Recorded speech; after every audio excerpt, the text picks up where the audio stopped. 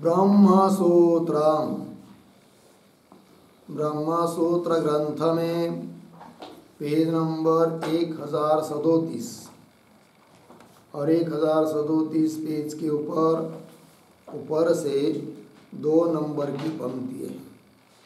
32 number का अधिकरण आज चालू हो रहा है और इस अधिकरण का नाम है भूमजायस्त्वाधिकरणम।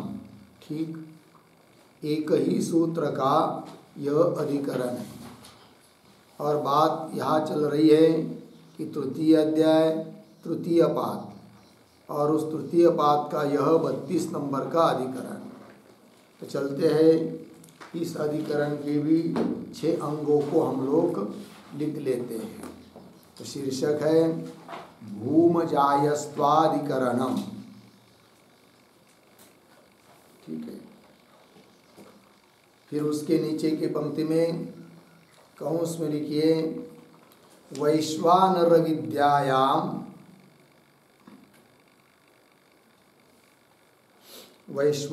विद्यायाम समस्त उपासनाधिकरणम। समस्त उपासनाधिकरणम पूर्ण विराम कंस बंद। फिर नीचे नंबर 1 संगति बराबर पूर्वाधिकरणेन सह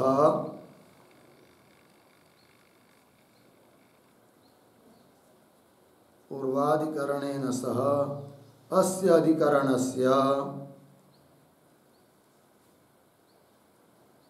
अधिकरणस्य दृष्टान्त संगति ही अस्ति। दृष्टान्त संगति ही अस्ति पूर्ण विराम। तथा ही आगे पूर्वाधिकरणे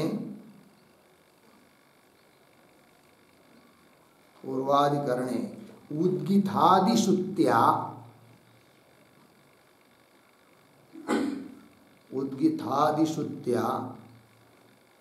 कंस में लिखे उद्गीथम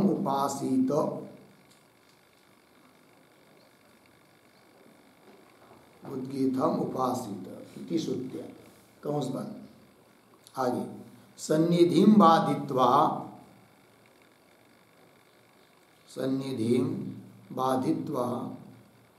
उद्गीथादि उपास्तीनां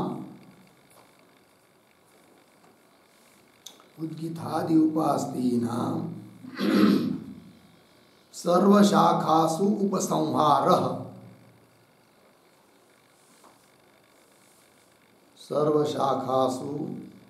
उपसंहारः कथितः पूर्ण विराम। तद्वत् इह अपि समस्त उपासन सन्निधि प्राप्त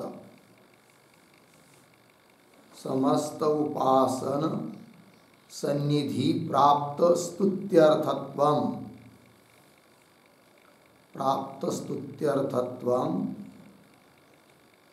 आगे बाधित्वा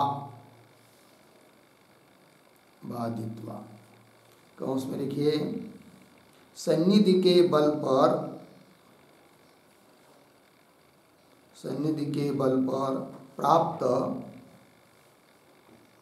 प्राप्त समस्त उपासनाओं की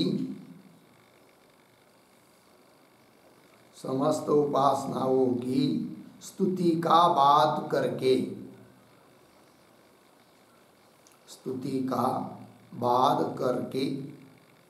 कंस बंद। आगे विधिश्रुते है फलश्रुते है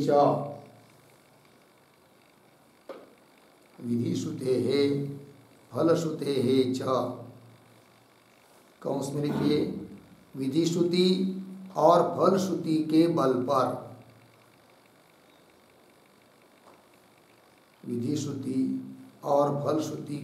पर कंस बंद। आगे व्यस्तोपासनस्य विधेयत्वं स्यात्। व्यस्तोपासनस्य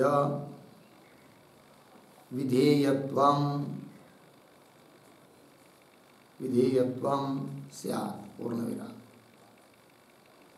इति एवं दृष्टांत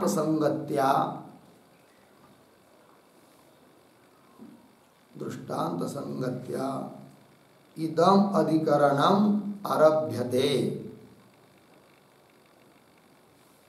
इदम अधिकरणम आरभ्यते। ठीक है, देखो भाई अर्थ भूम जायस्त्वाधिकरण है।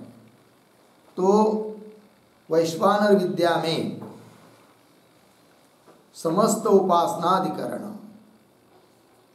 एक होती व्यस्त उपासना, एक समस्त उपासना, उनकी व्याख्या लिखाएंगे आगे।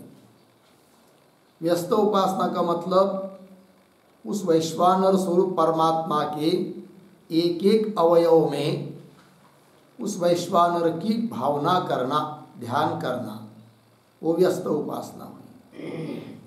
और सभी अवयवों वाला जो एक अवयवी स्वरूप वैश्वानर परमात्मा, उसमें ही वैश्वानर की बुद्धि करना, स्थिति ध्यान करना, वो हो जाती है समस्त उपासना। तो पूर्व पक्षी कहेगा कि श्रुति को व्यस्त और समस्त दोनों प्रकार की उपासना बताने में तात्पर्य है श्रुति का, ऐसा कहेगा। किंतु सिद्धांत उसका बात करके यहाँ पर समस्त उपासना ही बताई है, इस बात को सिद्ध करेंगे। अतः समस्त उपासना को सिद्ध करने वाला यह अधिकरण है। ठीक, फिर आगे संगति, तो पीछे के अधिकरण के साथ इस अधिकरण की दृष्टांत संगति है। वो कैसे, इस बात का स्पष्टीकरण कर रहे हैं तथा ही इत्यादि पंक्ति से। तब कह रहे कि पूर्वाधिकरण, पीछे के अधिकरण में उद्गीतादि जो श्रुति है, उद्गीतम उपासित इत्यादि, उससे सन्निधि का बात करके उद्गीतादि उपासतीनां सर्वशाखासु उपसंहारः वर्णित कथितः।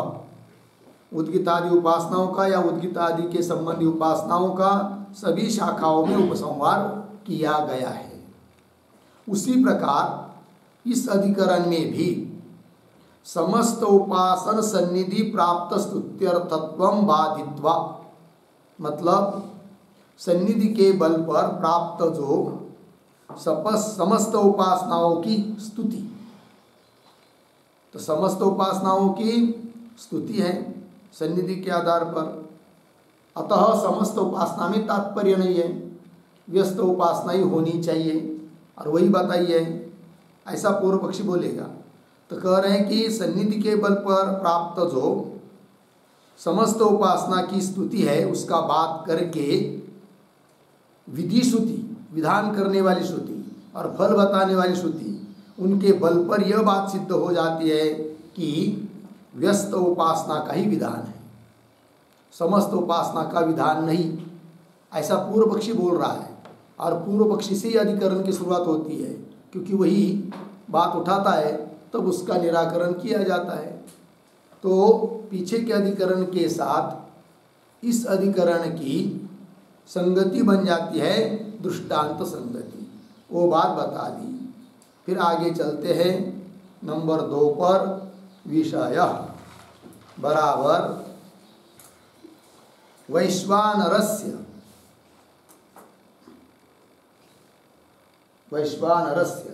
समस्त व्यस्तोपासना, समस्त व्यस्तोपासना अस्य अधिकरणस्य विचार विषयः अस्ति। अस्य अधिकरणस्य विचार विषयः अस्ति। ठीक, चलिए भाई। तो वैश्वानर की समस्त मतलब अवयवी स्वरूप उस वैश्वानर परमात्मा की विराट की उपासना और व्यस्त एक एक अवयव की उपासना, तो वही इस अधिकरण का विचार विषय है। फिर आगे चलते हैं नंबर 3 पर, संशय बराबर संशय बराबर आगे छांदोग्ये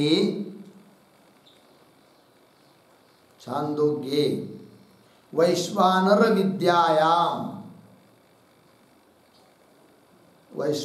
विद्यायाम फिर उद्धरण चिन्ह में दिवमेव भगवो राजन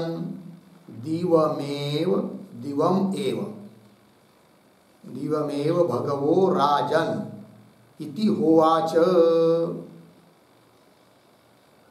उद्धरण चिन्ह बंद। छांदोग्य 5:12:1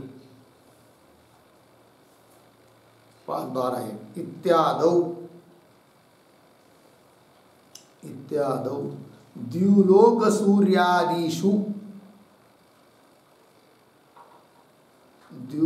सूर्यादिषु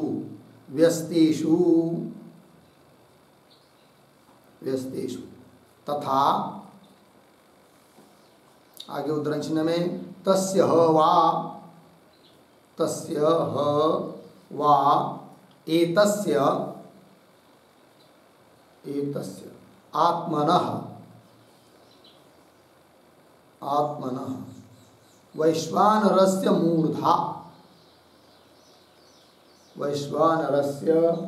मूर्धा एव सुतेजा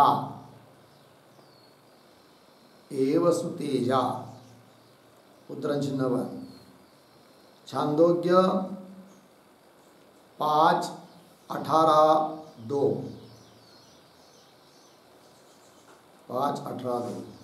इत्यत्र समस्तेषु अपि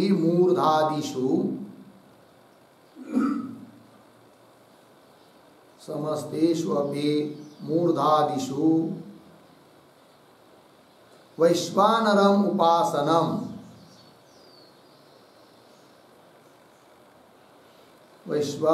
उपासनम श्रूयमाणम उभयथा अनुष्ठेयम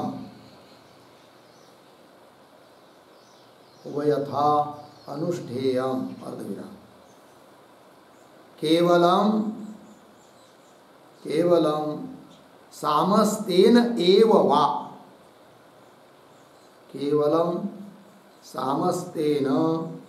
एव वा इति भवति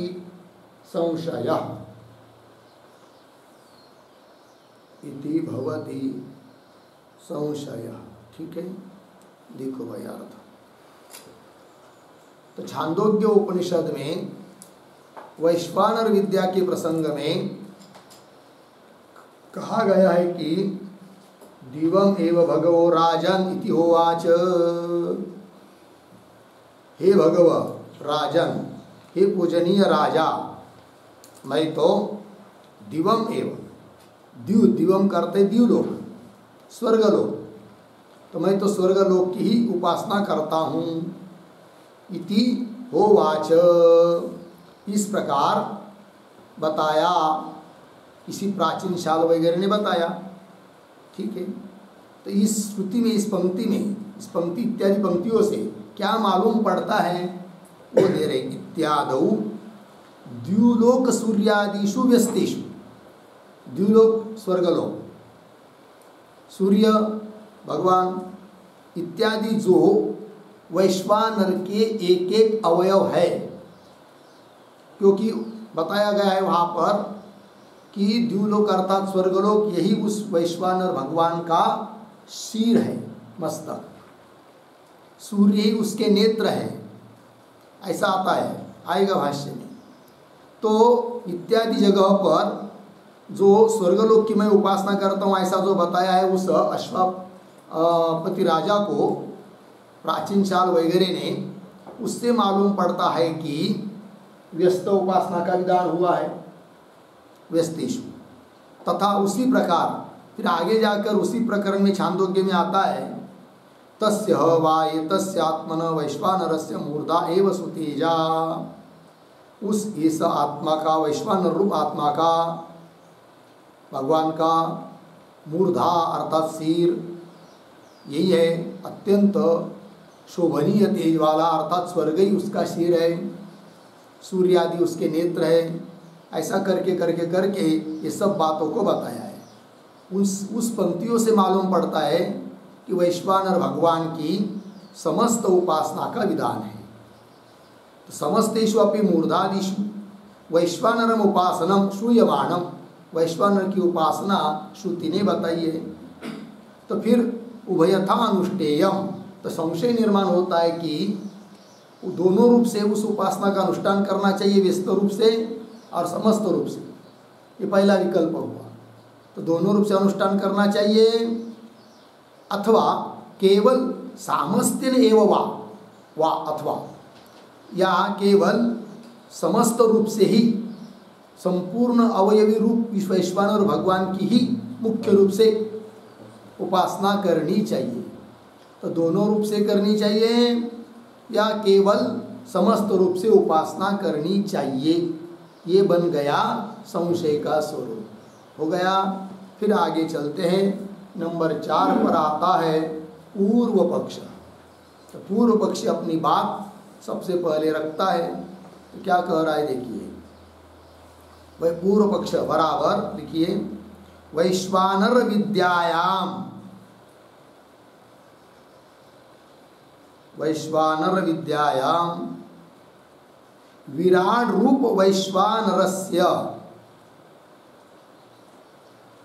विराट रूप वैश्वानरस्य द्युलोक सूर्य वायु, द्युलोक सूर्य वायु आकाश, आकाश उदक पृथ्व्यः,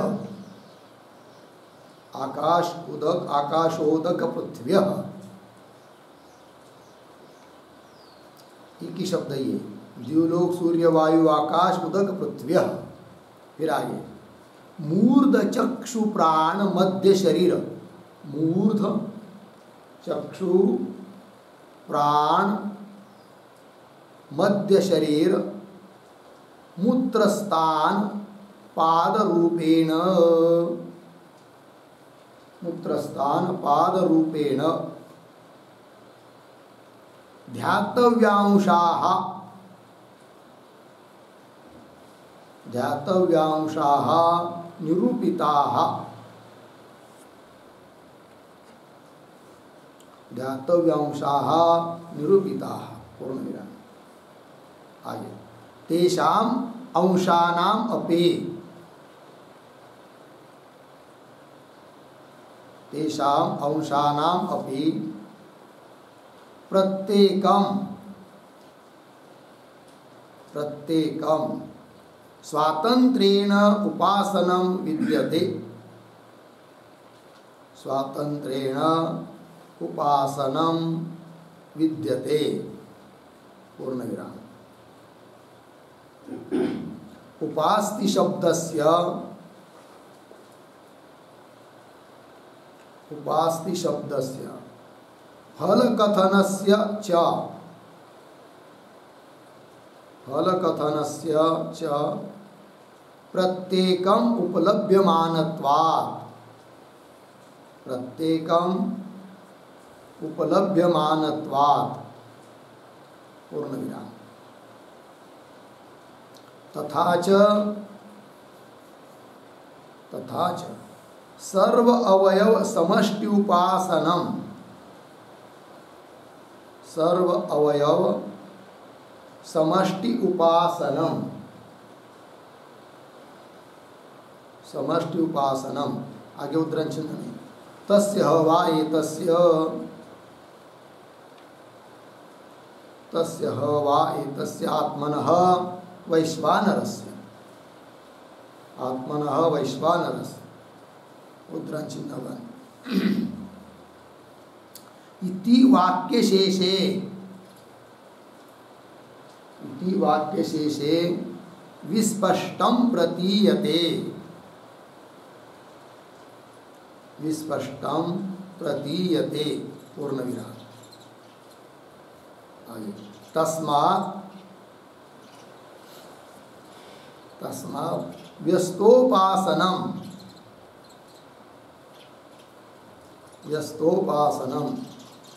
समस्तोपासनम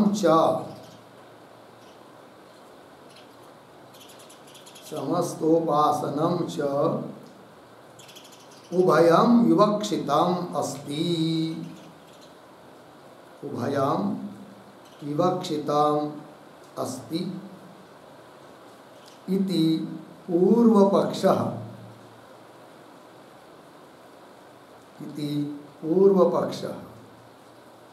ठीक है, देखिए भाई अर्थ। तो वैश्वानर विद्या ने विराट रूप वैश्वानर की उपासना बताइए। तो कैसा? द्युलोक, सूर्य, वायु, आकाश, उदक, पृथ्वी, मूर्ध, चक्षु, प्राण, मध्य शरीर, मूत्र स्थान, पाद रूपेण ध्यातव्यांशाः निरूपिताः सन्ति। ठीक है। तो जैसे द्युलोक मतलब स्वर्गलोक, वो क्या है? तो वैश्वानर भगवान का वो मूर्धा है, सिर है, ऐसी भावना करनी है। और सूर्य जो है, वे सूर्य चंद्र आदि उस वैश्वानर भगवान के नेत्र है। वायु उस वैश्वानर का प्राण है। आकाश उस वैश्वानर भगवान का ये बीच वाला मध्य शरीर है। ठीक है। और उदक, यह जल, समुद्र आदि ये सब उस वैश्वानर भगवान के मूत्र स्थान है। और पृथ्वी उसके पैर है। इस रूप से ध्यातव्य अंशा निरूपिता, ध्यान करने योग्य अंशों की अवयवों का निरूपण किया गया है। तो तेषाम अंशानामपि प्रत्येकम स्वातंत्र्येण उपासनम विद्यते। ये जो अंश है, अलग अलग भाग, विभाग, अवयव, उनकी प्रत्येक की स्वतंत्र रूप से उपासना भी बताई गई है, क्योंकि उनका वैसा अलग अलग फल भी बताया है, विधान भी किया गया है। ठीक। और आगे तो उपास्ति शब्दस्य फलकथनस्य च प्रत्येकम उपलभ्यमानत्वात्, क्योंकि प्रत्येक अवयव को लेकर उपासना का विधान, उपास्ति शब्द से मतलब उपासना करने के लिए श्रुति का विधान, और प्रत्येक का फल अलग अलग, ये सब बात बताई गई है। तो प्रत्येकम उपलभ्यमानत्वात्, इससे मालूम पड़ता है कि व्यस्त एक एक अवयव को लेकर उपासना करने का विधान है, वो भी करनी चाहिए। और कुछ वाक्यों को देखते हुए ऐसा मालूम पड़ता है कि सभी अवयवों को मिलकर जो वैश्वानर रूप अवयवी, उस समस्त की उपासना करनी चाहिए। अर्थात यह निकल आता है कि दोनों प्रकार की उपासना करनी चाहिए।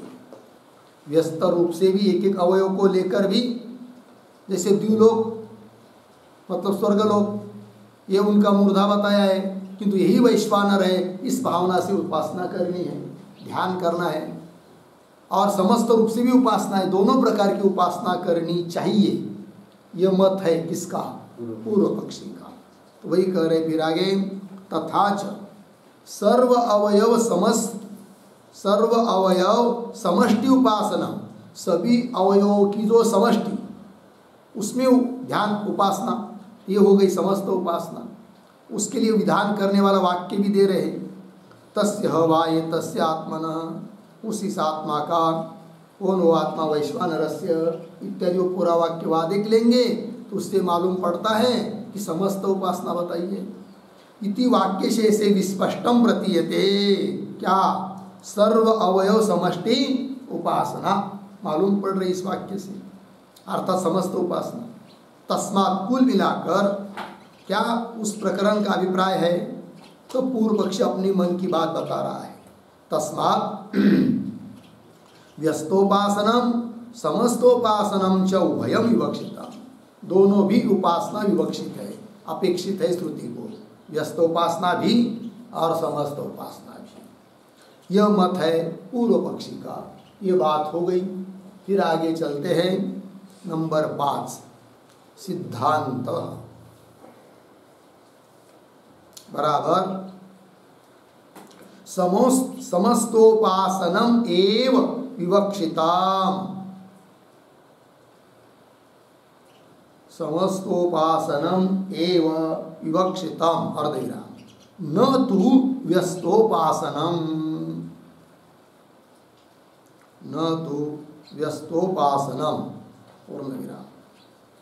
कंस में लिखिए कुतः प्रश्न चिन्ह, फिर आगे की तरफ बांध देकर कंस बंद। आगे उपक्रम उपसंहाराभ्याम, उपक्रम उपसंहाराभ्याम एक वाक्यत्व अवगमात, एक वाक्यत्व अवगमात पूर्ण विराम। आगे उपक्रमे तावत,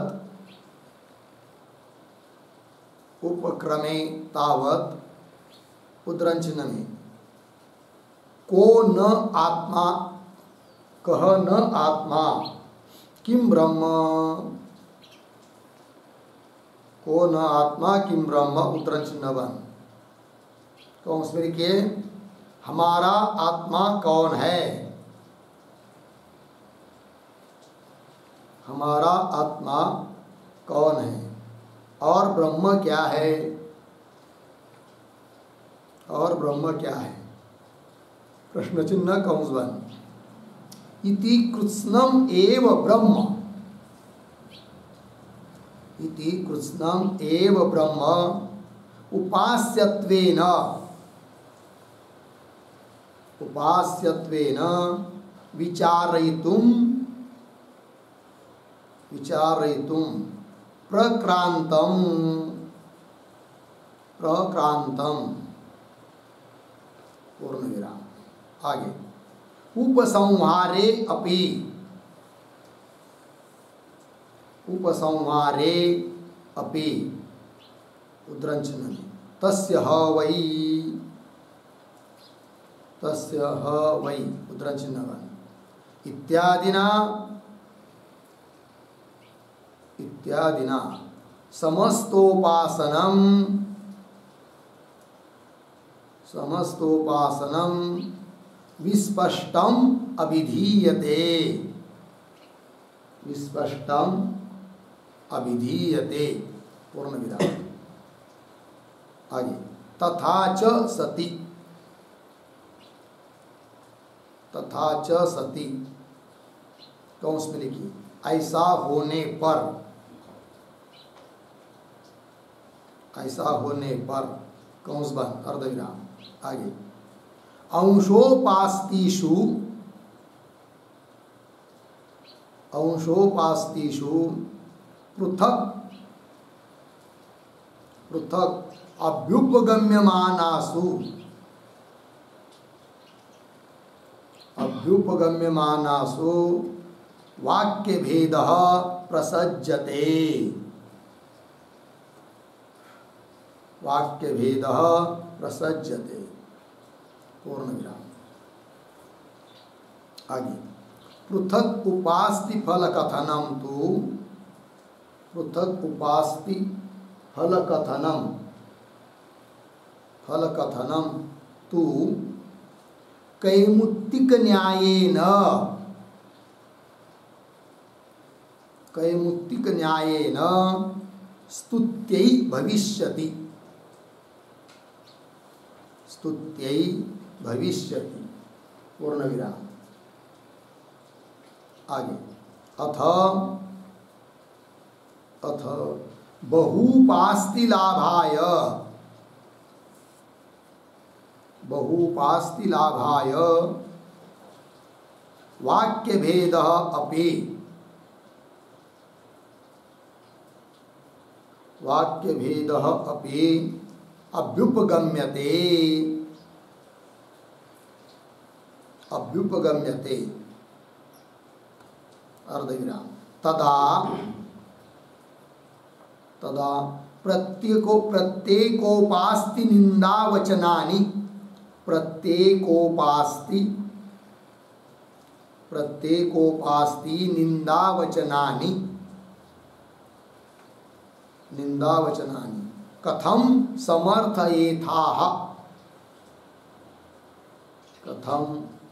समर्थयेथाः पूर्णविराम। आगे निंद्यन्ते ही प्रत्येकोपास्तयः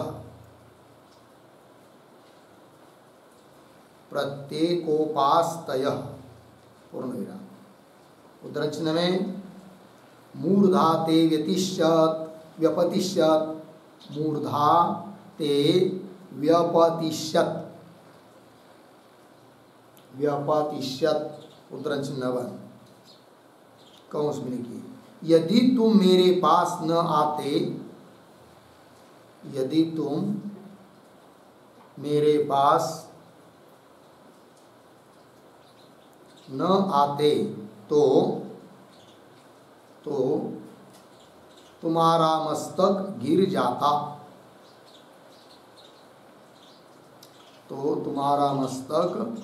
जाता,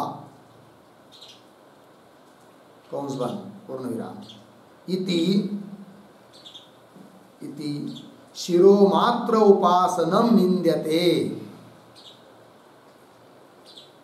शिरोमात्रोपासनम निंद्यते पूर्णविराम।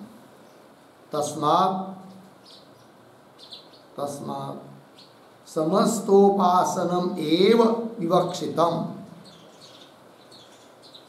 समस्तोपासनम एव विवक्षितम इति सिद्धांत,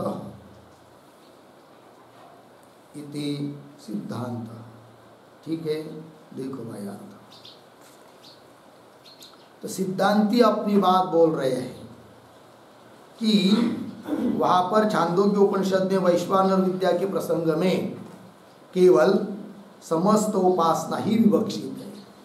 सभी अवयवों को लेकर एक अवयवी के रूप में उपासना ही अपेक्षित है, न कि एक एक अवयव को लेकर उपासना, व्यस्त उपासना अपेक्षित नहीं है। ये सिद्धांत मत। क्यों, कारण क्या, कुतः, तो उत्तर दे रहे हैं उपक्रम और उपसंहाराभ्याम एक वाक्यत्वगवात्। उस प्रसंग का, उस प्रकरण का उपक्रम देखेंगे और उपसंहार देखेंगे तो दोनों की एक वाक्यता हो जाती है समस्त उपासना में। अतः समस्त उपासना बताने में ही श्रुति का अभिप्राय है, ये कह रहे सिद्धांत। तो उपक्रम में क्या बात बताई है और उपसंहार में क्या है, थोड़ा सा दिग्दर्शन कर दो, तब कर रहे हैं। उपक्रमे तावत क्या, को न आत्मा किम ब्रह्म न अस्माकम, आत्मा कह, हम लोगों का आत्मा कौन है, ब्रह्म क्या है। इस प्रकार इति कृत्स्नम एव ब्रह्म उपास्यत्वेन विचारयितुम प्रक्रांतम। कृत्स्नम संपूर्ण ब्रह्म ही उपास्य के रूप में विचार करने के लिए आरंभ किया है, ये उपक्रम हुआ। और फिर उपसंहार वो बता रहे तस्य ह वही इत्यादि, वहाँ का छांदोग्य का वाक्य है कि जिसमें उपसंहार बताया है। इत्यादि ना समस्त उपासनम, समस्त उपासना स्पष्ट रूप से कथन की गई है। उपक्रम और उपसंहार की एक वाक्यता से मालूम पड़ता है कि समस्त उपासना ही स्तुति को अपेक्षित है। और आगे तथाच, और क्या भाई, तथाच सती, इस प्रकार होने पर मतलब समस्त उपासना ही विवक्षित है, ये सिद्ध हुआ।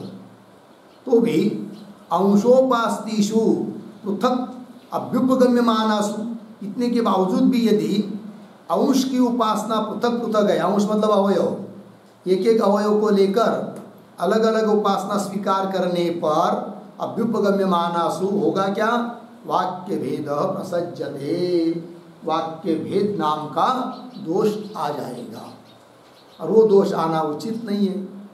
अतः व्यस्त उपासना में तात्पर्य नहीं है, किंतु समस्त उपासना में तात्पर्य है।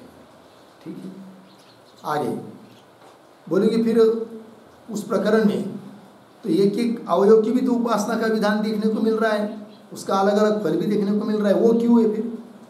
तो उसका उत्तर दे रहे हैं, पृथक उपास्ति, अलग अलग अवयव की उपासना और उसका फल, उपास्ति फल कथनम तु, वो किस लिए फिर? कैमुत्तिक न्यायेन स्तुत्यै भविष्यति, कैमुत्तिक न्याय से वो स्तुति के लिए। तो कैसी स्तुति हो जाती है? तो स्तुति इस प्रकार हो जाती है कि जैसे वैश्वानर भगवान का मुर्दा जो है द्युलोक अर्थात स्वर्ग, ठीक है, तो ये स्वर्ग ही वैश्वानर का मस्तक है, अतः ये वैश्वानर ही है। इस प्रकार का ध्यान करेंगे, उपासना करेंगे तो अमुक अमुक फल मिलेगा, ऐसा भाव बताया है एक एक अवयव को लेकर। तो कैमुत्तिक न्याय से स्तुति कैसे हो जाती है समस्त उपासना की? तो एक एक अवयव की उपासना करने पर भी यदि इस प्रकार का फल मिल रहा है तो समस्त अवयवी की उपासना करने पर कितना फल मिलेगा, उसमें कोई कहने की बात नहीं है। इसी का नाम है कैमुत्तिक न्याय, ठीक है कि नहीं? यदि तुम बड़े पहलवान को गिरा सकते हैं तो उस लकड़ी छोटे पहलवान को गिराना कौन सी बड़ी बात है, आपसे आप सिद्ध हो जाता है। इसी का नाम है कैमुत्तिक न्याय, वही कह रहे हैं। तो कैमुत्तिक न्यायेन स्तुत्यै भविष्यति। अच्छा आगे, अथम कदाचित पूर्व पक्षी ऐसा कहेगा कि वाक्य भेद नाम का द्वेष को स्वीकार कर लेंगे क्योंकि बड़ा लाभ हो रहा है। क्या लाभ हो रहा है? कह रहे अथ बहु उपस्थिति लाभाय, अनेक प्रकार की उपासना का लाभ होने के लिए वाक्य भेद अपि अभ्युपगम्यते, वाक्य भेद नाम का द्वेष स्वीकार कर लेंगे, ऐसा यदि बोलता है तो तदा, तब तो और दूसरी दिक्कत आएगी। क्या? प्रत्येकोपास्ति निंदा वचनानि कथम समर्थयेथा, एक एक उपासना की बाद में फिर निंदा भी की है, फिर उसकी संगति कैसे लगाओगे? क्या अनेक उपासना का लाभ होने के लिए कदाचित वाक्य भेद नाम का द्वेष स्वीकार कर लेंगे ऐसा कहोगे तो, अर्थात व्यस्त उपासना में ही तात्पर्य है ऐसा मानोगे तो एक एक अवयव की उपासना करने वाले की जो उसी प्रकरण में निंदा की गई है उन वाक्यों की संगति फिर कैसे लगाओगे? वो नहीं लगा पाओगे। अतः कुल मिलाकर सारांश यही निकलता है कि श्रुतियों का व्यस्त उपासना में तात्पर्य नहीं है, अपितु समस्त उपासना में ही तात्पर्य है, ये सिद्धांती बोल रहे हैं, ठीक है। तथा प्रत्येकोपास्ति निंदा वचनानि कथम समर्थयेत्, कैसा समर्थन करोगे उसका? ये बात कैसी संगति लगाओगे उसकी? ये हुआ। और निंदा कैसी की गई एक एक उपासना के अवयव को लेकर उपासना करने वाले की? वो दे रहे निंद्यन्ते ही प्रत्येकोपासना, प्रत्येक एक एक अवयव की उपासना की निंदा की गई है। उदाहरण दिया मूर्धा तेव्यपतिशत्, ठीक है। तो वो जो राजा हैं कि जिसके पास ये सब प्राचीन शाल सत्य यज्ञ वगैरह वगैरह गए थे, है कि नहीं, ऐसा जो अश्वापति नाम का राजा है उसने कहा, क्या कहा? अरे भाई तुम स्वर्ग को, है कि नहीं, मुर्दा है ऐसा करके उपासना कर रहे हो एक एक अवयव की, अच्छा हुआ जल्दी मेरे पास आए, अतः मैं तुमको सुलझा दूंगा, व्यवस्थित मार्ग बताऊंगा। यदि तुम मेरे पास न आते तो तुम्हारा मस्तक गिर जाता, ते तव मूर्धा व्यपतिशत गिर जाता। ये उस राजा ने बता दिया उन उपासना करने वाले को। कौन उपासना? एक एक अवयव की उपासना करने वाले को, अर्थात एक एक अवयव को लेकर उपासना करने वाले की निंदा की गई है, उसकी संगति फिर नहीं लगेगी यदि अवयव को लेकर उपासना में तात्पर्य मानेंगे तो। इति शिरो मात्र उपासनम निंद्यते तस्मात् समस्तोपासनम एव विवक्षितम इति सिद्धांत। अतः सिद्ध हुआ कि समस्त उपासना में ही श्रुति का तात्पर्य है, ये सिद्धांत की बात हो गई। हो गया जी, आगे चलते हैं। नंबर 6 प्रयोजनम बराबर पूर्व पक्षे वाक्य भेद प्रयोजनम भवति। वाक्य भेद प्रयोजनम भवति पूर्ण विराम। और सिद्धांते वाक्यैक्यम फलम भवति, वाक्यैक्यम फलम भवति पूर्ण विराम। इति उभयोः फलभेदः अस्ति, इति उभयोः फलभेदः अस्ति। हो गया जी, देखो भाई। तो पूर्व पक्ष में वाक्य भेद प्रयोजन है, वाक्य भेद नाम का दोष उसके गले में पड़ता है, यही उसके लिए फल वो मिलेगा। क्यों? उस पूर्व पक्षी ने समस्त उपासना भी मानी और व्यस्त उपासना भी मानी। एक ही वाक्य के दो दो तात्पर्य यदि निकलता है कोई, तो वहाँ पर दोष आता है वाक्य भेद, तो उसके गले में पड़ेगा, ये उसको फल।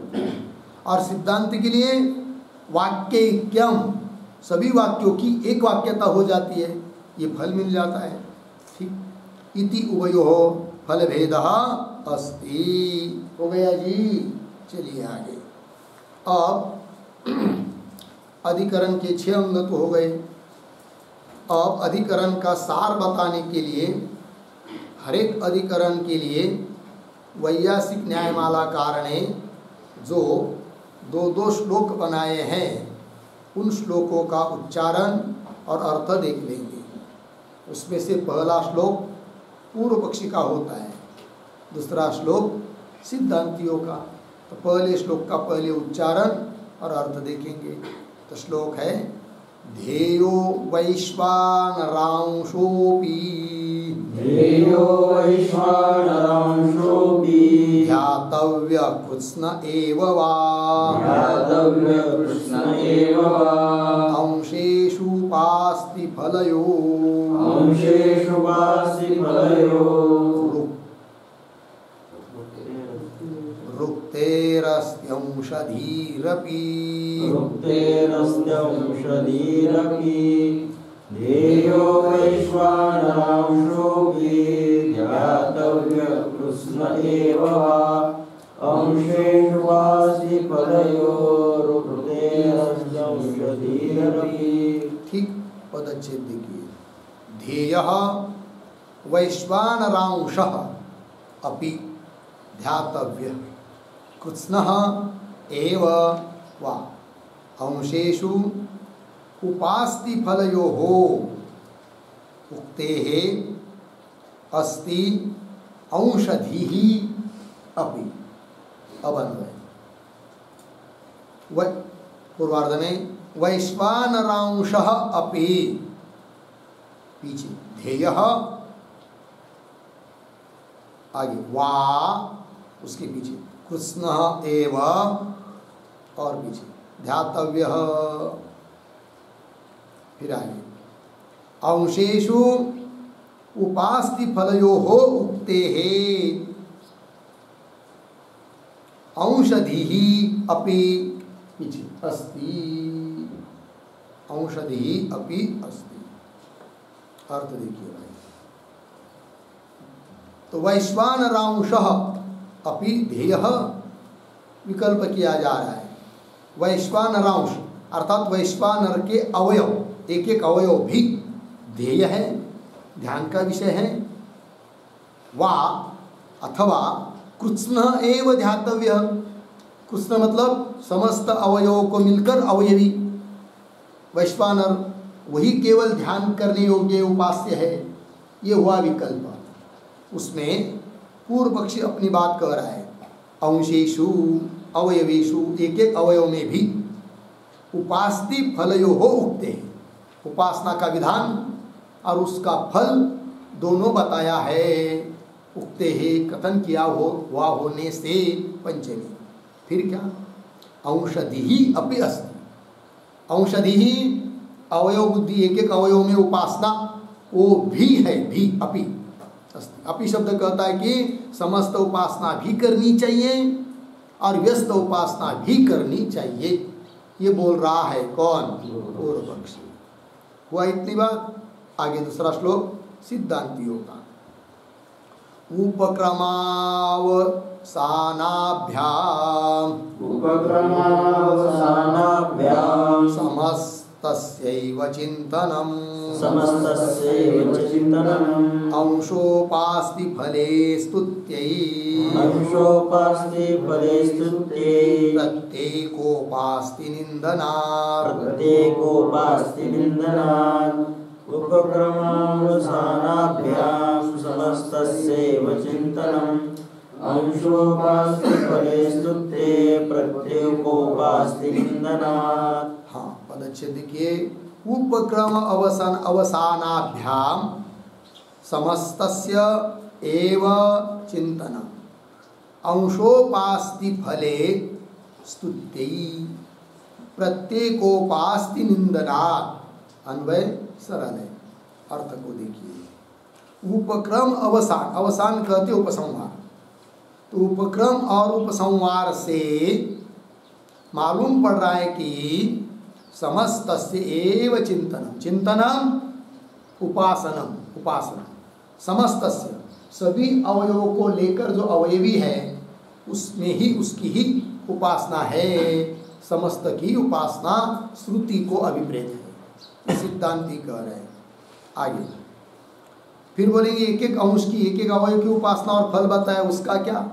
तब कह रहे अंशोपास्ति फले स्तुत्यै, एक एक अवयव की उपासना और उसका फल जो बताया है वह केवल स्तुति के लिए है कि एक एक अवयव का उपासना करने से भी इतना फल मिलता है, तो अवयव की उपासना से कितना फल मिलेगा? स्तुति के लिए हो गई वो अंश की उपासना। तो अंशोपास्ति फले स्तुत्यै, तो बोलेंगे एक एक अंश की उपासना मानने में क्या तुमको दिक्कत है? तब कह रहे नहीं नहीं, प्रत्येकोपास्ति निंदनात्, एक एक अवयव की उपासना करने वाले की क्या की गई है? निंदा की है।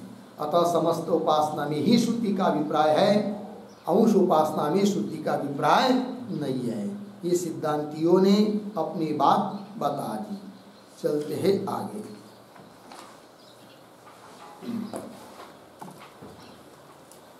अब आगे क्या है भाई? भाष्य। चलते हैं। प्राचीन शाल औपमन्यवः, श्रुति है छांदोग्य 5:1-1-1, ऐसे ही है ना? 5 हाँ 5:11-1 ऐसा है ना? इति अस्याम आख्यायिकायाम व्यस्तस्य समस्तस्य च वैश्वानरस्य उपासनम श्रूयते। तो ये जो पंक्ति चालू हुई है प्राचीन शाल वगैरह, उसके ऊपर लिखिए विचार विषय।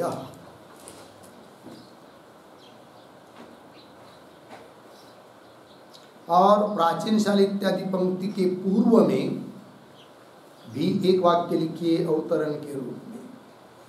तो लिखेंगे वैश्वानरोपासनम,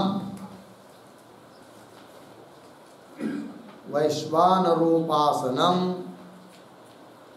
इह विषयः, इह विषयः इति दर्शयितुम आह, इति दर्शयितुम आह प्राचीन शाल इति।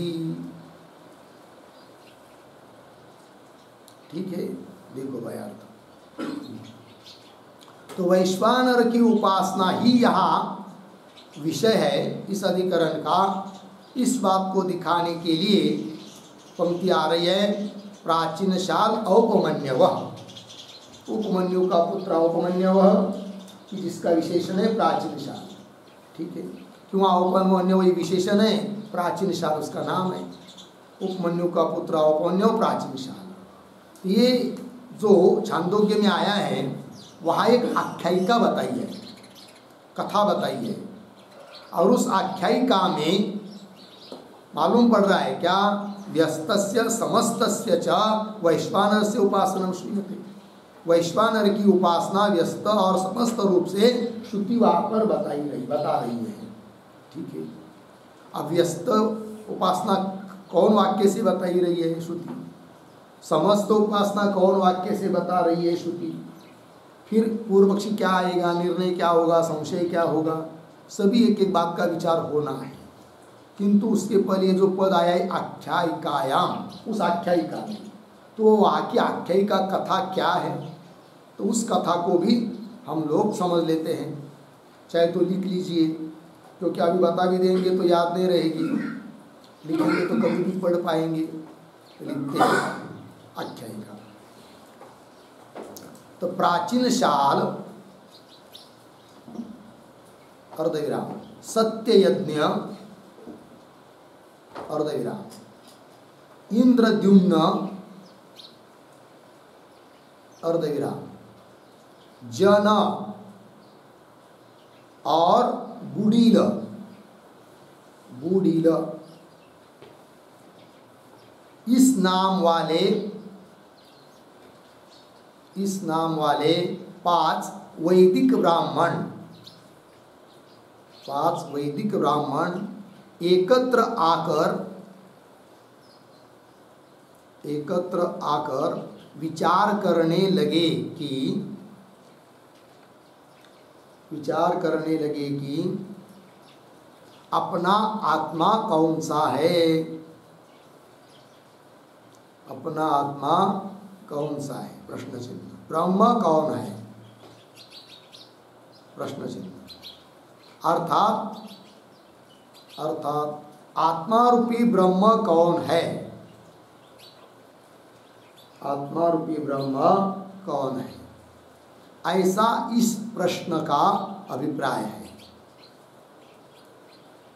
ऐसा इस प्रश्न का अभिप्राय है। पूर्ण विराम। इस प्रश्न का उत्तर जानने के लिए, इस प्रश्न का उत्तर जानने के लिए वे सब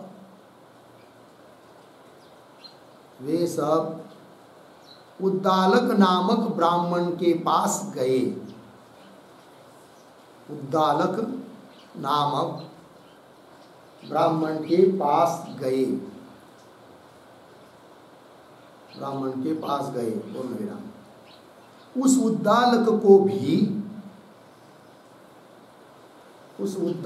को भी आत्मा की अच्छी जानकारी नहीं थी, आत्मा की अच्छी जानकारी नहीं थी। पूर्ण विराम। अतः वह उन पांचों को लेकर अश्वापति राजा के पास गया, अश्वापति राजा के पास गया। पूर्ण विराम। आगे। अश्वापति ने उन 6 जनों का सत्कार किया, उन 6 जनों का सत्कार किया। तब वे सब बोले,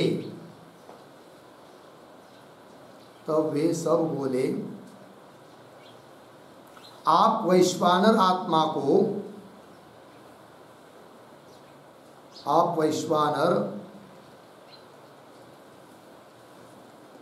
आत्मा को अच्छी तरह से जानते हो तो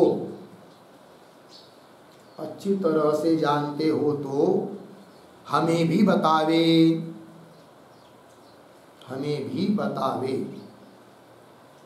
पूर्ण विराम। उस अश्वापति राजा ने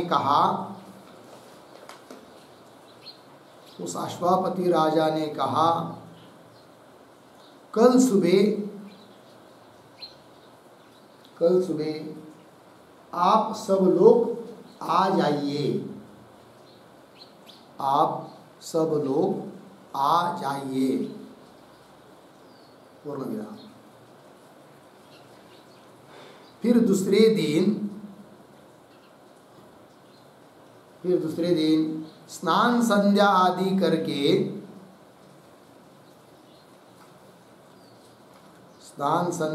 करके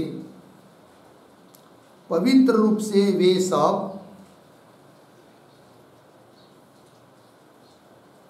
पवित्र रूप से वे सब राजा सहित एकत्र आ गए।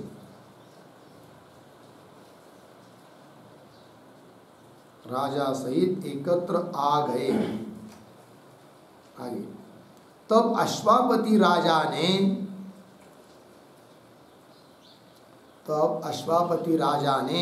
प्रत्येक को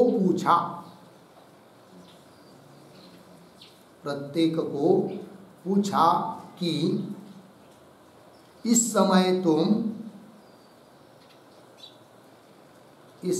तुम कौन से आत्मा की उपासना करते हो? कौन से आत्मा की उपासना करते हो?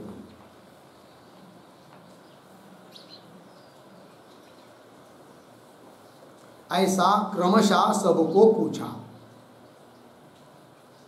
ऐसा क्रमशः सबको पूछा। तब प्राचीन छाल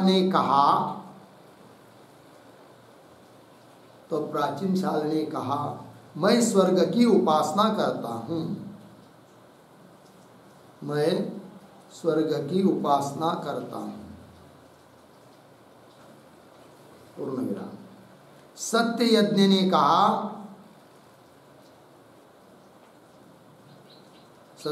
ने कहा, मैं सूर्य की उपासना करता हूँ। मैं सूर्य की उपासना करता हूँ। आगे, इंद्रद्युम्न ने कहा, मैं वायु की। आगे, अर्धविराम। जन ने कहा, मैं आकाश की। जन ने कहा, मैं आकाश की।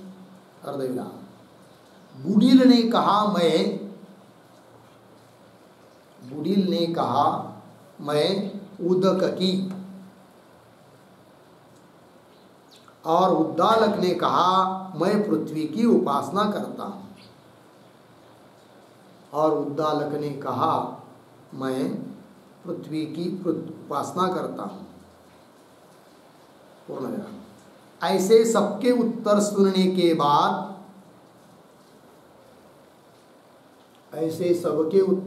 के बाद राजा ने कहा कि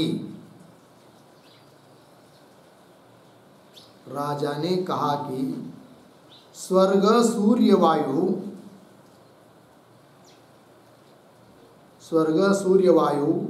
आकाश उदक और पृथ्वी ये सच में वैश्वानर नहीं है।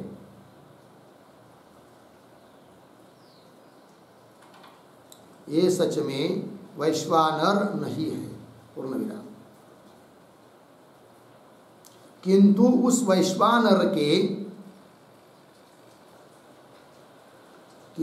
वैश्वानर के क्रमशः मस्तक, नेत्र, प्राण, शरीर का मध्य भाग, वस्ति स्थान, कौंस में लिखिए मूत्राशय, कौंस बंद, और पैर, इस प्रकार अवयव है।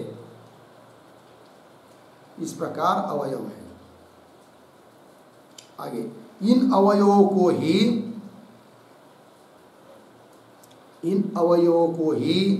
वैश्वानर समझकर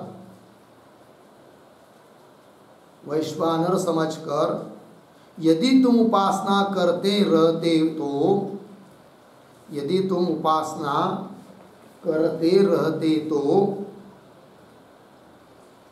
तो आप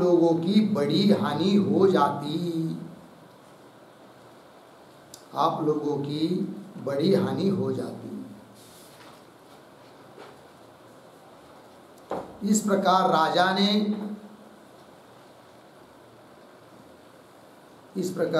ने प्रत्येक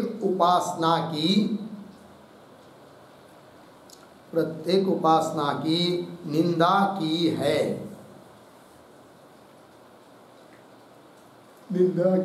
पूर्ण। बाद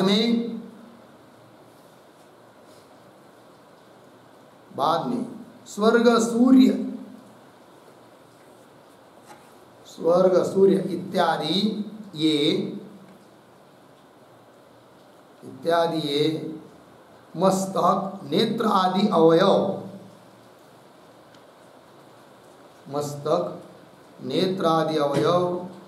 जिसके है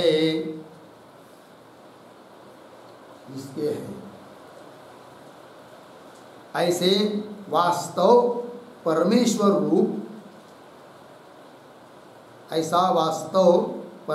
रूप वैश्वानर का होता है। इस प्रकार सबको उपदेश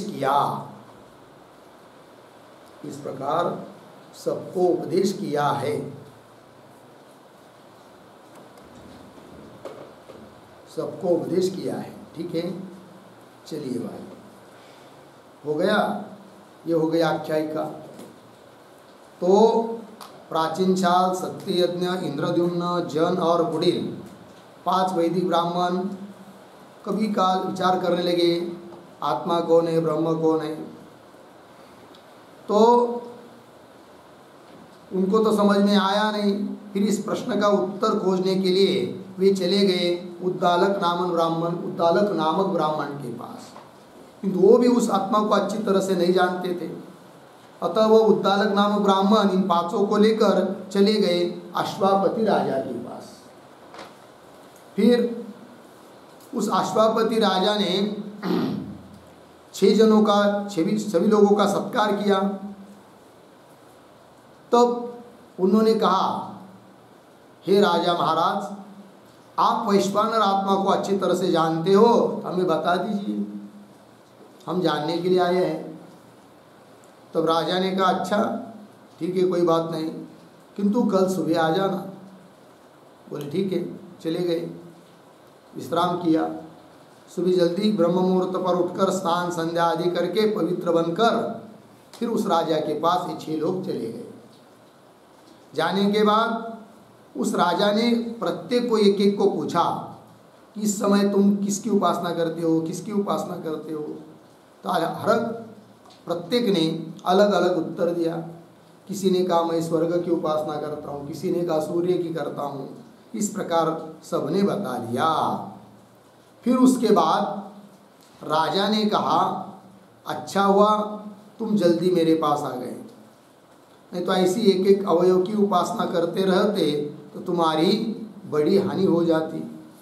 ये बता दिया, अर्थात एक की उपासना की निंदा की गई है। फिर उस राजा ने उन सबको उपदेश कर दिया कि अरे भाई, जिन एक अवयव की तुम उपासना करते हो वह उस वैश्वानर परमात्मा के एक अवयव है। द्युलोक उनका मस्तक है, सूर्य चंद्र उसके नेत्र है, आदि सब अवयवों को हटा दिया और ये सब मिलकर वास्तव में वैश्वानर रूप परमात्मा होता है। तो उसकी उपासना करो। इस प्रकार वैश्वानर का उपासना बताई है उन राजा ने उन 6 लोगों को। होगा इतनी बात, आगे चलते फिर भाष्य में।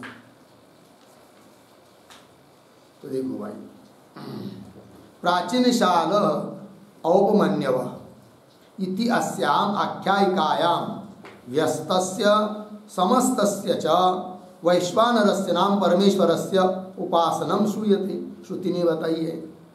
तो फिर आगे चलते हैं। व्यस्तोपासनम तावत्, ये जो पंक्ति चालू हो रही है व्यस्तोपासना, उसके पूर्व में एक वाक्य लिखिया उत्तर है छोटा सा। तत्र प्रश्न प्रतिवचन रूप वाक्येन, तत्र प्रश्न प्रतिवचन रूप वाक्येन व्यस्तोपास्तिम उपन्यस्यति,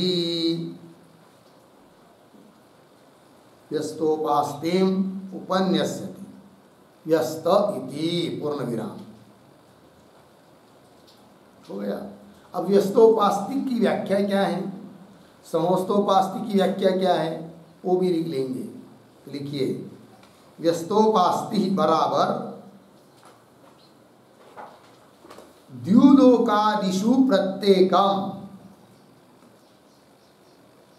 द्युलोकादिषु प्रत्येकम वैश्वानरत्व उपास्ति, वैश्वानरत्व उपास्ति व्यस्तोपास्ति, व्यस्तोपास्ति पूर्ण विराम।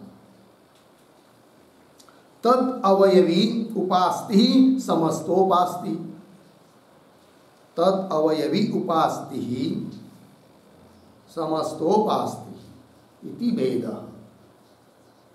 ठीक है, देखो भाई अर्थ।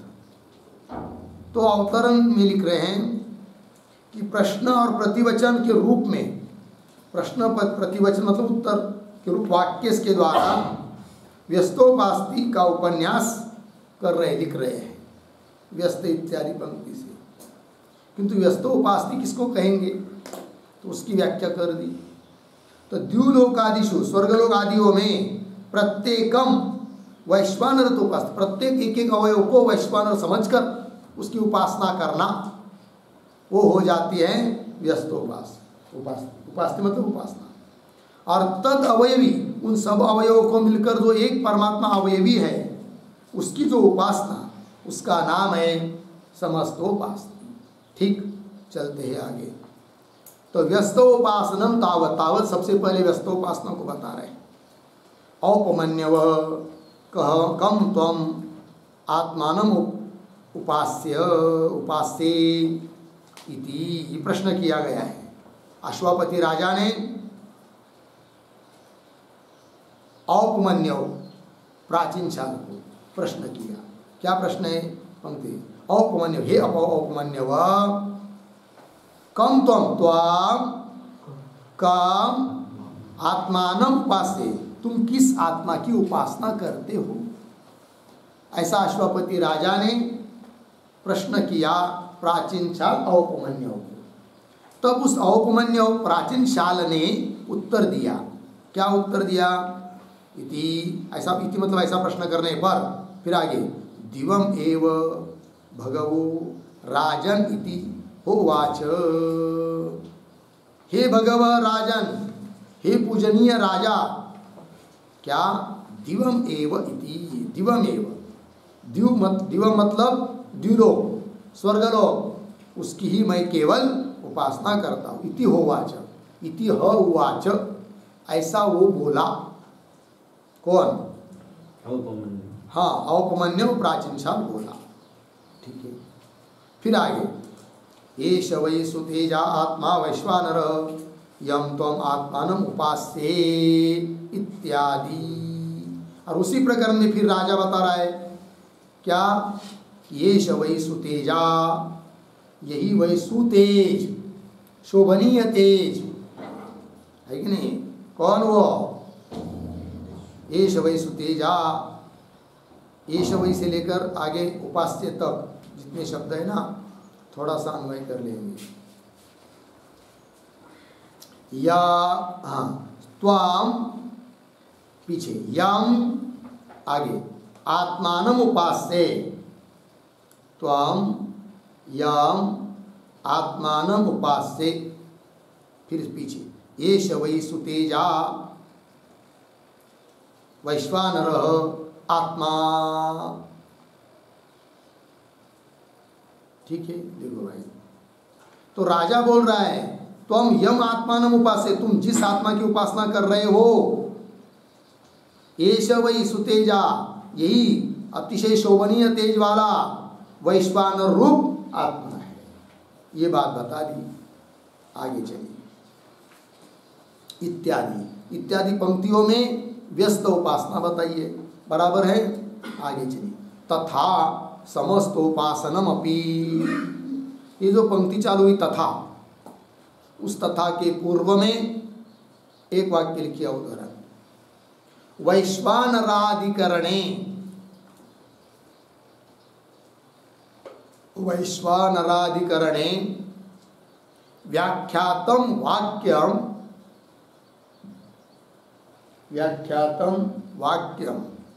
अनुस्मृत्य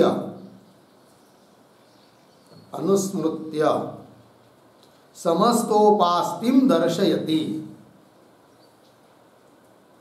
समस्तोपास्तिम दर्शयति तथा इति। ठीक है, देखो भाई, तो पीछे एक अधिकरण हो चुका है वैश्वानर अधिकरण, याद है किसी को? कहा हुआ है वैश्वानर अधिकरण? हाँ, पहले अध्याय में दूसरे पाद में 24 नंबर के सूत्र में, सूत्र वह है वैश्वानर अधिकरण। ठीक है, चलिए, तो वैश्वानर अधिकरण में जिस वाक्य की व्याख्या कर चुके हैं उसी को अब स्मरण करके समस्त उपास्ति को दिखा रहे हैं तथा इत्यादि पंक्ति से। तो कौन वाक्य है वो जिसका व्याख्यान पीछे हो चुका है? वो आगे आ रहा है, तस्य समस्तोपासनमपि, तथा समस्तोपासनमपि, उस प्रकार समस्त उपासना भी बताई गई है। कौन वाक्य से? वही वाक्य है, तस्य ह वा एतस्य आत्मन वैश्वानरस्य मूर्धा एव सुतेजा चक्षु विश्वरूपः प्राण पृथक वर्त्मा आत्मा संदेह बहुलः वस्ति एव रैः पृथ्वी एव पादौ इत्यादि। इस श्रुति वाक्य की व्याख्या पीछे वैश्वानर अधिकरण में बहुत विस्तार पूर्वक हुई है। एक एक पद का अर्थ वहाँ पर लिख के दिया है। ठीक है ना? तस्य वा एतस्य आत्मन वैश्वानर, उसी स वैश्वानर आत्मा का मूर्धा एव सुतेजा, मूर्धा ही उसका क्या है? अत्यंत सुतेजा, अर्थात सुष्टु तेजः कांति यस्य द्युलोकस्य स सुतेजा, है कि नहीं? अतिशय अच्छी तरह से तेज अर्थात कांति है जिस द्युलोक की, उसको कहते सुतेजा, अर्थात स्वर्गलोक। वही है उसका मस्तक अर्थात शीर। ये बताया था पीछे, द्युलोक मूर्धा। और विश्वरूप उसके नेत्र है। विश्वरूप मतलब क्या? विश्वानि रूपाणि अर्थात दृश्यानि अस्य सह विश्वरूप अर्थात सूर्य। ठीक है, व्युत्पत्ति करके पीछे बताया था वैश्वानर अधिकरण में। तो विश्वानि रूप है ना, क्या? विश्वानि रूपाणि दृश्यानि, रूपाणि मतलब समस्त विश्व है, रूप अर्थात दृश्य जिसका, वह हो गया विश्वरूप। ऐसा कौन है? सूर्य भगवान। और पृथक वर्त्मा, इसका अर्थ लिख दिया था, पृथक नानाविधम, वर्त्मा अर्थात गमन स्थान, और आत्मा मतलब स्वरूप स्वभाव जिसका, यस्य सह पृथक वर्त्मात्मा अर्थात वायु। यह अर्थ पीछे लिख दिया है। और प्राण क्या भाई? नाना गतित्व गुणक वायु अस्य प्राण। संदेह मतलब सम्यक देह, बीच वाला देह। तो देह मध्य अस्य वैश्वानरस्य बहुल, बहुल मतलब बहुत अर्थात व्यापित्व, आकाश। तद्गुण आकाश, या आकाश उसका मतलब बीच वाला शरीर है। रहित्व मतलब धनत्व, और उस गुण वाला है उदक, अतः उदक के लिए कह दिया। ठीक है ना? रही। फिर बस्ती मूत्रस्थान, ये सब बताया है पीछे। और प्रतिष्ठापत्व गुण वाली है पृथ्वी, अतः पृथ्वी को कह दिया था पाद, पैर। हो गया? चलिए भाई, तो तस्य वा एतस्य आत्मन वैश्वानरस्य मूर्धा एव सुतेजा चक्षु विश्वरूपः प्राण पृथक वर्त्मात्मा संदेह बहुल बस्ती एव रई पृथ्वी एव पादौ इत्यादि। हो गया? तो चलिए फिर, तो समस्त व्यस्त उपासना बता दी। अब संशय, चलिए, तत्र संशयः। ठीक है, ये जो पंक्ति चालू हुई है तत्र, उसके पूर्व में एक वाक्य लिखिए, द्विधा उपास्तिम अधिकृत्य, द्विधा उपास्तिम अधिकृत्य उभयत्र विधि फल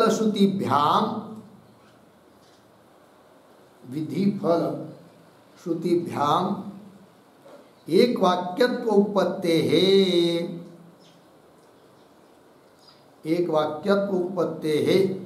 च संशयम आह तत्र इति। देखो भाई, द्विधा उपास्तिम अधिकृत्य, दोनों प्रकार की उपासना के उद्देश्य से कहा गया है कि उभयत्र विधि फलम, दोनों के लिए विधान है, दोनों के लिए फल बताया है ऐसे श्रुतियों के द्वारा। और दूसरी बात, एक वाक्यता भी हो सकती है, एक वाक्यता की भी उत्पत्ति है। फिर एक वाक्यता है वहाँ के सभी वाक्यों की, अथवा अलग अलग वाक्यों से अलग अलग उपासना बताई है, इसलिए संशय हो जाता है। एक वाक्यता करेंगे सभी वाक्यों की तो समस्त उपासना, और अलग अलग समझेंगे तो व्यस्त उपासना, तो दोनों संभव हो सकता है, इसलिए संशय हो रहा है। तो संशय का स्वरूप दे रहे ग्रंथकार भगवान भाष्यकार पंक्ति लिखी, तत्र संशय किम इह उभयतापि उपासनम स्यात् व्यस्तस्य समस्तस्य च, ठीक है, उत समस्तस्य एव इति, ये संशय हुआ।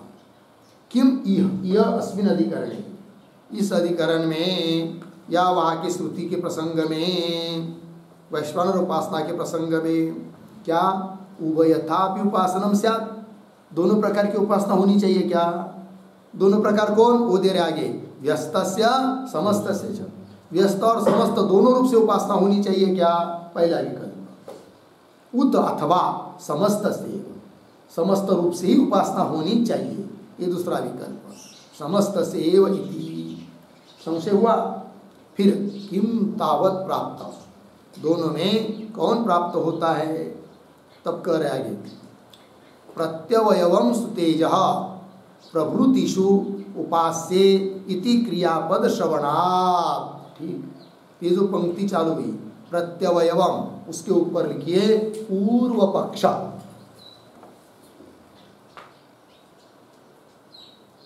पूर्व पक्ष, तो पूर्व पक्ष अपनी बात सबसे पहले बोल रहा है। क्या कह रहा है? प्रत्यवयवम, प्रत्येक एक एक अवयव में, सुतेज प्रभृति, सुतेज इत्यादि प्रत्येक अवयव में उपास्य, ऐसा अलग अलग क्रियापद आया है। यदि सब मिलकर एक ही उपासना होती तो एक एक का उल्लेख करने के बाद स्वतंत्र स्वतंत्र क्रियापद क्यों दिया होता, जबकि दिया है। अतः व्यस्त उपासना में भी श्रुति का तात्पर्य है, ऐसा कह रहा है कौन? पूर्व पक्षी। देखिए, प्रत्यवयवम सुतेज प्रभृतिषु, सुतेज इत्यादियों में उपास्य ऐसा क्रियापद आया है, इति क्रियापद श्रवण। तस्मात्,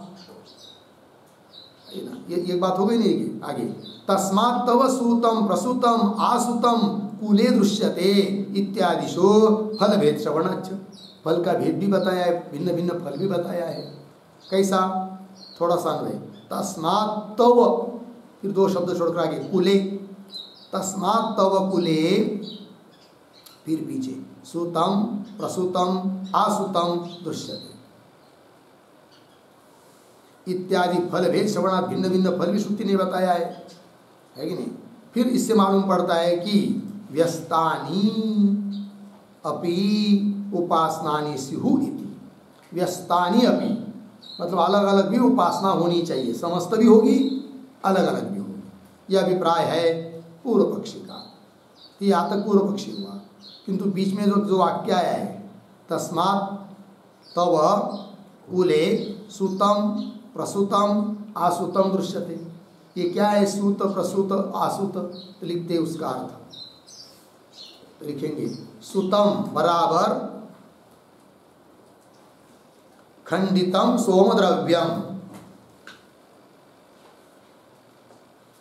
खंडितम सोम द्रव्यम पूर्ण विराम। आगे तस्य एव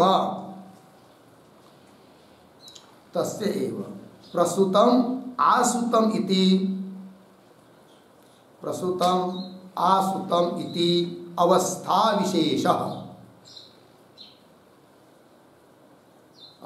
विशेष ठीक पूर्ण विराम। आसुतम बराबर आसमन्तात् सुतत्वम इति आसमन्तात् सुतत्वम इति पूर्ण विराम। आगे सोमयागकरण संपत्ति तव कूले दृश्यते इति यावत्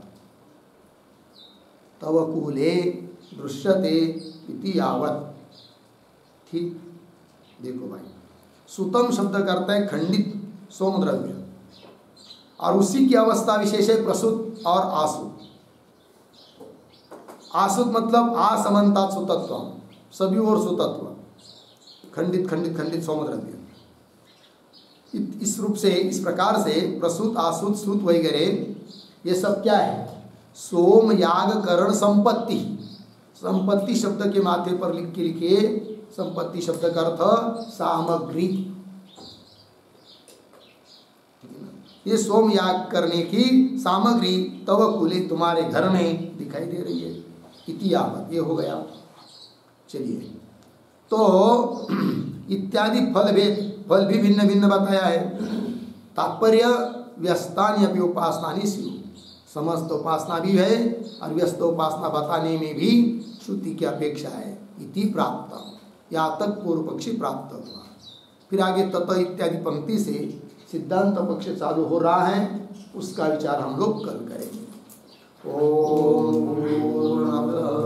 पूर्णमिदं पूर्णात् पूर्णमुदच्यते पूर्णस्य पूर्णमादाय पूर्णमेवावशिष्यते। ओम